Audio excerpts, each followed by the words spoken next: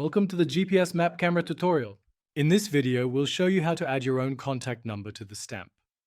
This feature is perfect for including your business contact, personal number, or any important phone details directly on your photos. Let's get started. Open the GPS map camera app. On the main camera screen, tap the template button to customize your stamp.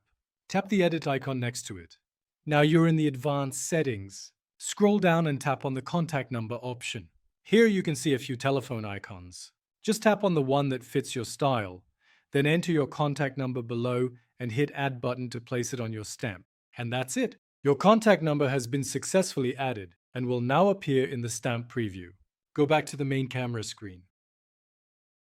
You'll see your contact number on the stamp. Now just capture a photo or video and you're done. You can clearly see your contact number added on your photo. Now you know how to add your contact number in GPS map camera to easily personalize and organize your photos. Try it today with India's #1 authentic app.